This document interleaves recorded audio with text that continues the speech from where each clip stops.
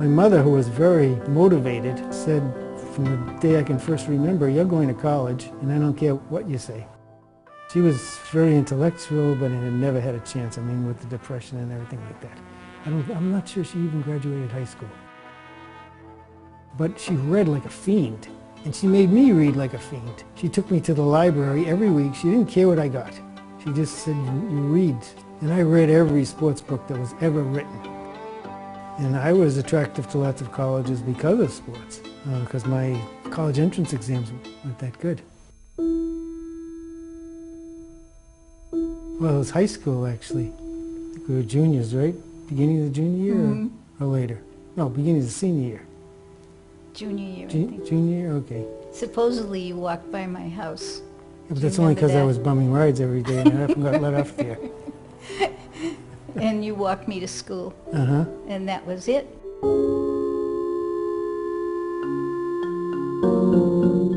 Our families were pretty poor, actually.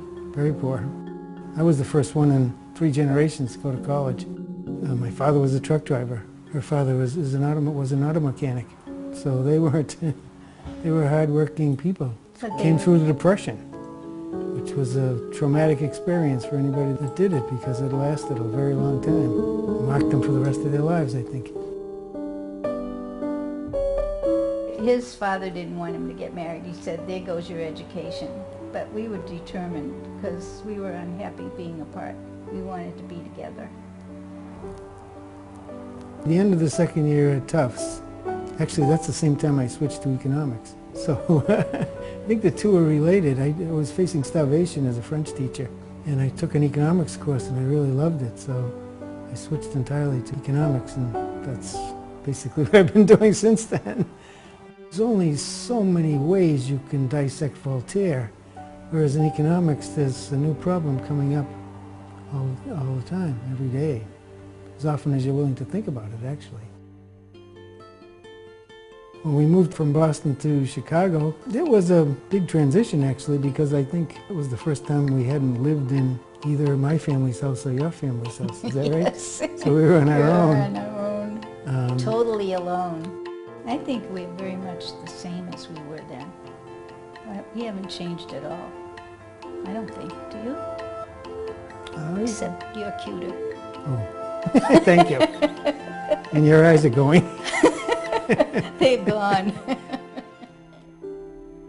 My junior year at Tufts, when I took up economics seriously, one of my professors was Harry Ernst, and I took a statistics class with him. And he had a stock market forecasting service, and he hired me to work for him in the summertime. And my job was to come up with schemes for forecasting the market. And he always gave me some data and said, "Here, do it, figure it out on this one, and then test it on this other data that you haven't used to figure it out." So I did that, and every time I figured out I could come up with a strong strategy. And then when I tested it on the data I hadn't been fit to, it never worked. And this happened every single time. I was finding stuff in the data that was there just by chance. And then when you looked at new data, it disappeared. So that was a very real lesson about statistics that has stayed with me for the rest of my life, actually. Harry Roberts was a professor at University of Chicago, very much interested in the work and stock prices that was coming up at that time. His course was kind of eye-opening in statistics for me because his philosophy was you never take models seriously. The reason we call them models is because you know they're false. They're not the real world. Merton Miller was the most influential person in my development in economics.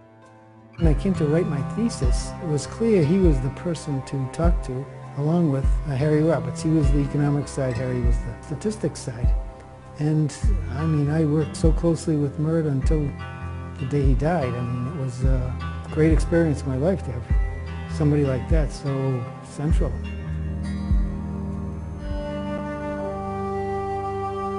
The thought process behind my thesis was real simple. We had a baby, and you know, the pressure of getting done and having an income was fairly high. It was really, I mean, not to brag or anything, but it was the first big use of computers to analyze a large body of data. At that time, I was using the mainframe that had just been put in, and there was a guy in the physics department using it, and that was it.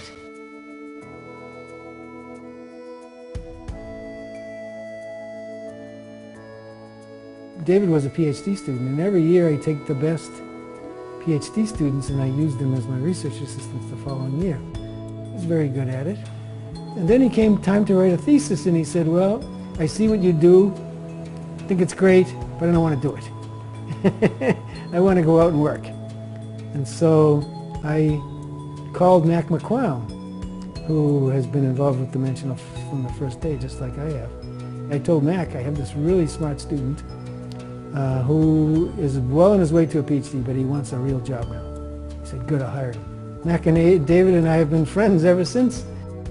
Dimensional doesn't put that much demands on me. They feel that they should just let us do our research. Basically, they think we're working and it can be profitable to them, even though it's primarily academic work. Now that's different from other people. There are many other companies that have used our research without us getting involved. When I get an idea, it starts out as something small, and maybe we write a paper, and then it dawns on us that there's something else in there, and it goes in a different direction, and it just keeps getting bigger and bigger. I've always been skeptical when people say they want to think of a big idea and work on that, because it's never worked that way for me. I've always started with a small idea and built it into a bigger idea, a brick at a time. Models are models, they're false. They only stand up for as long as there isn't something better to replace them.